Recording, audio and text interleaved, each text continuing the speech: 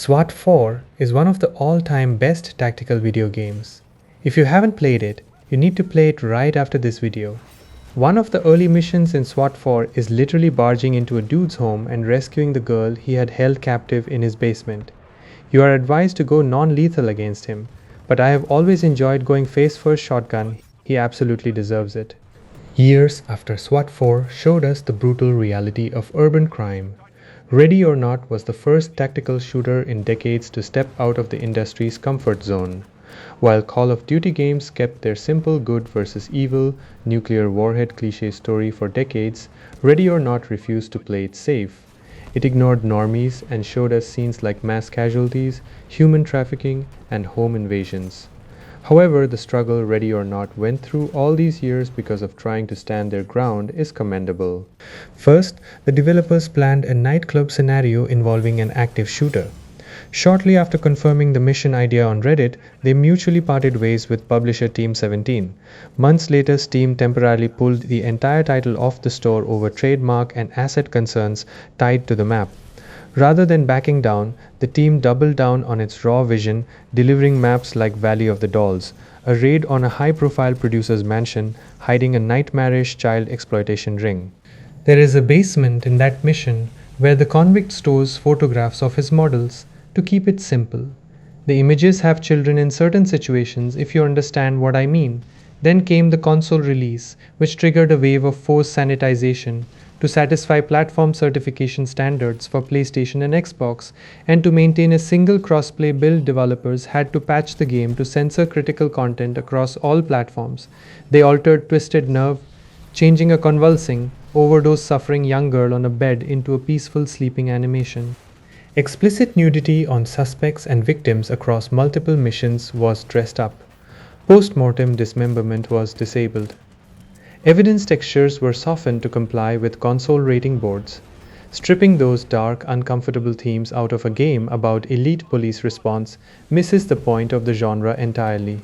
When developers are forced to scrub realistic trauma and disturbing environmental storytelling, the game stops being a serious simulator. It gets neutered into a sanitized, arcade-like shooting gallery. Censorship as a basic concept is not always evil. We use moderation filters on social media to keep violent shock content off public feeds. News broadcasts blur raw footage so viewers can stay informed without being traumatized by graphic harm. In those specific places, filtering creates consent and prevents accidental exposure to awful things. What happened to Ready or Not was just a symptom of a much larger, darker problem. The real threat today is not just publisher fear or rating boards, it is financial cartels. A couple of months ago, Visa and MasterCard quietly pulled the trigger on the broader video game industry. Payment processing giants threatened to shut down major digital storefronts without warning. Steam, DLSite, and itch.io were forced to sweep unlisted and adult games off their platforms overnight. This mass deletion was not caused by a new federal law or a court order. A handful of corporate payment networks simply decided to play moral police for the entire internet. Visa and MasterCard did not act to protect people from involuntary harm. They used their economic monopoly to force multi-million-dollar platforms onto their knees. If a digital store wanted to keep taking credit card payments, it had to delete legal artistic content immediately. Look at what actually got hit by these corporate mandates. Japanese marketplace DLSite had to censor basic search terms just to process transactions normally. itch.io de-indexed thousands of indie games, comic projects, and art packs from search results.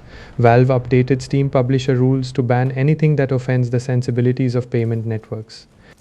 None of these affected products were illegal under international law.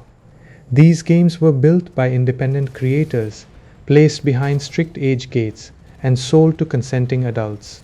Buyers willingly opened their wallets for niche media. Yet, payment cartels stripped away access without giving creators an appeals process.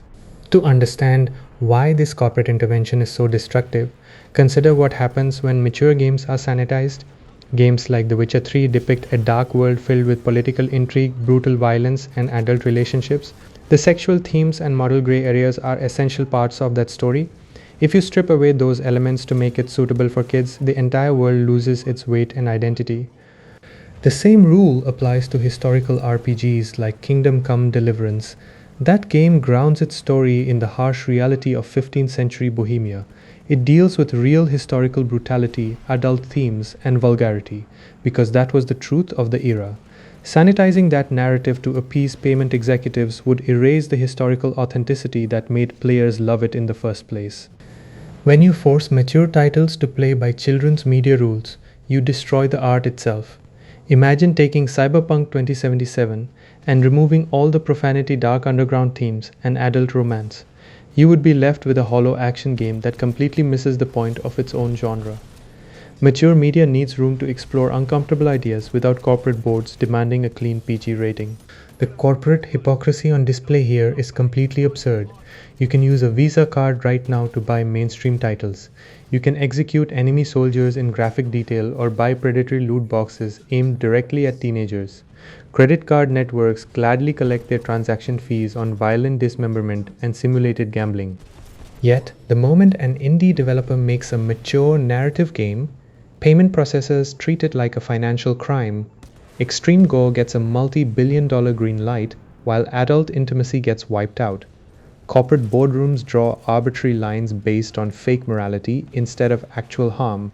In the gameplay footage on your screen right now, Bodycam uses a pixelated facial blur as a cool visual style. It mimics real police camera footage to make the world feel grounded and tense. But outside the game, credit card companies force that exact same blur onto developers out of pure corporate fear. When payment processors dictate terms, developers lose control of their own work. Small studios spend years building a project only to find out their release is blocked by bank executives. Smaller teams cannot afford expensive legal battles or recoding efforts to satisfy shifting payment rules. They either erase their artistic vision or go completely broke. This issue goes far beyond personal taste in video games. It exposes who holds real structural power in our modern digital economy. When you buy a game, that transaction should stay strictly between you and the developer. An unelected board of financial executives should never dictate what adults are allowed to purchase. Digital distribution was supposed to give indie developers total freedom from retail gatekeepers. Instead, we traded physical store managers for payment processor boardrooms. Today, they block mature games, but tomorrow they can easily target political commentary, edgy fiction, or controversial documentaries. The mechanism of control is already built and fully functional. We are living in an era of corporate dictatorship. Digital ownership is becoming a total illusion, and payment networks act like feudal lords over online commerce. If financial cartels can purge entire genres today, they can suppress any independent media tomorrow without facing a single legal consequence. As gamers and consumers, we have to push back against this financial overreach. We must support DRM-free storefronts like GOG and buy games directly from developer websites whenever possible. Supporting alternative payment methods breaks the duopoly that Visa and MasterCard hold over digital art. If we do not fight for artistic freedom right now, the future of gaming will be completely sanitized. We will lose unique indie voices and bold storytelling to corporate fear. We need to demand true consumer ownership before corporate lawyers dictate everything we are allowed to play.